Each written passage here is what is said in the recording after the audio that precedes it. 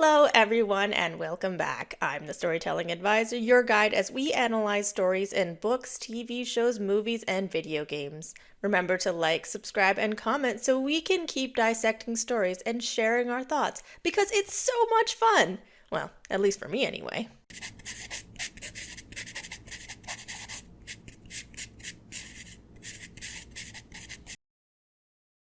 Today's story is huge. It tackles a challenging concept, the origin of a zombie outbreak, and uses science and logic to explain why the dead suddenly came back to life and started eating people. It built on lots of already existing zombie lore, and made up some of its own, to establish a foundational structure that quickly became beloved by audiences. What's interesting about this story is that, while it's not the original, it did such a good job remaking the 1998 version by updating the plot and gameplay that it enthralled fans, both old and new alike. And the creative team behind the project hit the nail on the head.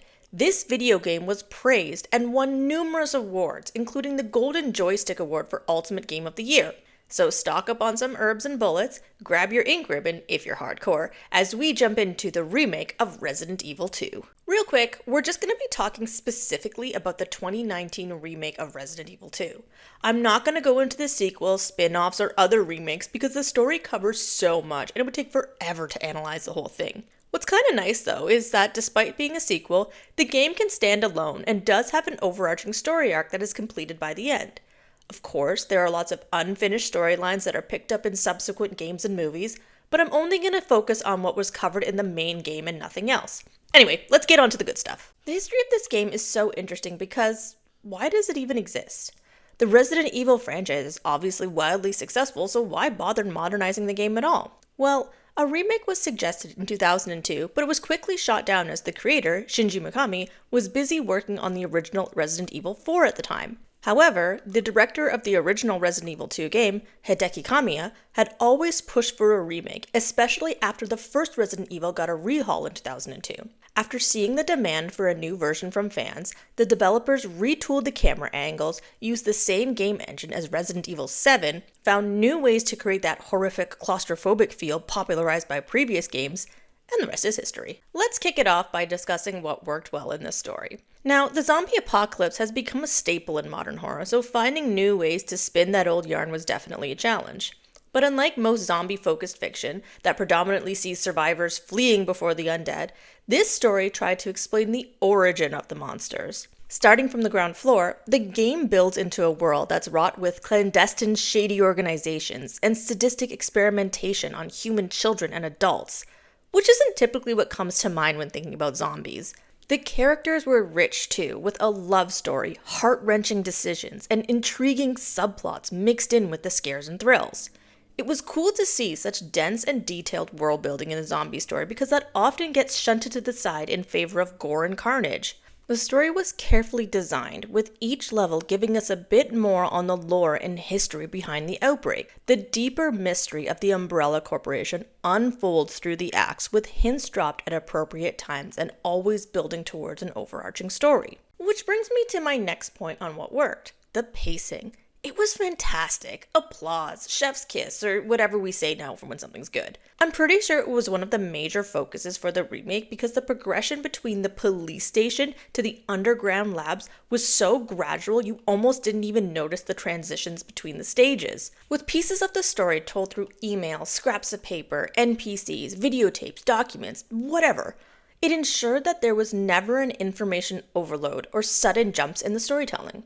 The journey towards the big reveal of Umbrella's true nature felt considerate and thoughtful, and never felt out of place or unrealistic, or, well, as unrealistic as possible within the scope of a zombie apocalypse. The whole idea of Raccoon City being a guise for a nefarious pharmaceutical company became plausible because it balanced things we already know, like corporate greed and faulty healthcare, with the science fiction and horror of a zombie uprising. Even the monsters progressed reasonably, lending to the steady rise of the story's arc as we unraveled the mystery below the city level by level. Another piece that worked so well was the dual perspectives on the story. Having had success with this model in the first Resident Evil game, I'm so happy it was continued. Multiple points of view can sometimes be cumbersome, especially when you get into the weeds of too many characters, and yes, only having Claire or Leon's adventure unfold would have been fine. But telling the story through two characters gave it that unique Resident Evil flavor without overpowering the main arc. Being unobstructed by each other's storylines meant that Claire and Leon's characters got to develop steadily and show us different sides of the same world.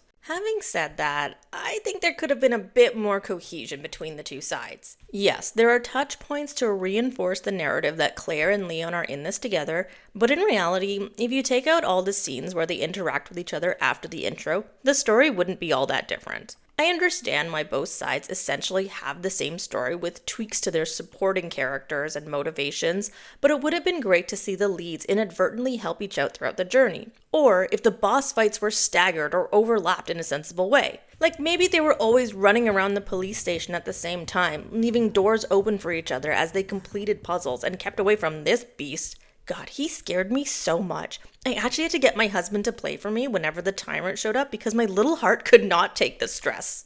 Anyway, having Claire and Leon's separate journeys meshed together to form a whole narrative instead of both of them essentially going through the same arc would have created intrigue and given the audience more reason to play through each side. Alrighty, apart from the above, I only really have two beefs with the story, one minor and one relatively big. The first is unresolved character arcs. Not that there were many, but there were a few instances of names being dropped and never hearing about them again.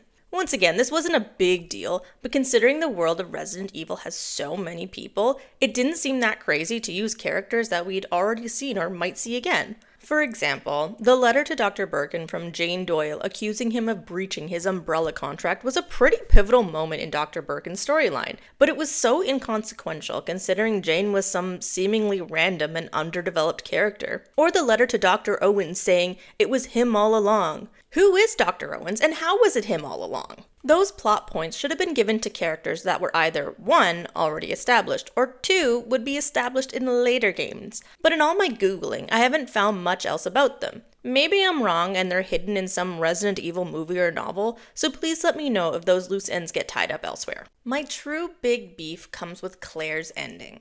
Her storyline was so smooth right up until she had to find a cure for Sherry. The whole final act was filled with silly circumstances and poorly designed solutions.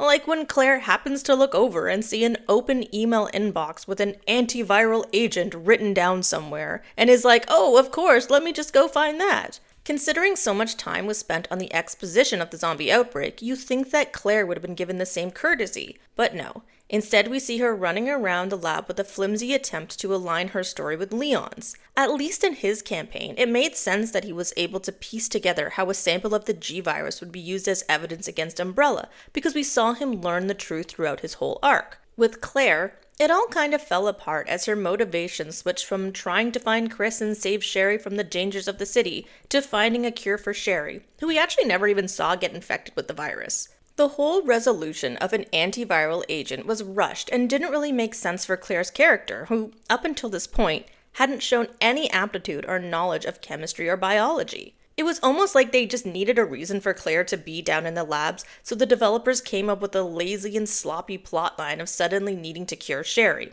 I know this aspect of Sherry's storyline comes back into play in another game, but paired in conjunction with Leon's arc, it was a pretty weak ending. On the whole, I do think this was a really cool premise, and the bones of the story structure were obviously strong enough to create other adaptations. They made what, like 6 live-action Resident Evil movies based on the lore created in these games? When you think about it, that's actually incredibly impressive, considering very few video games transcend to other mediums, let alone 2 or 3. It's like the EGOT of stories, and there's absolutely no sign of it slowing down. Well, thank you all for joining me on this journey of survival and horror.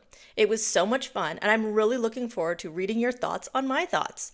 Remember to like and subscribe, and I'll see you next time. Bye!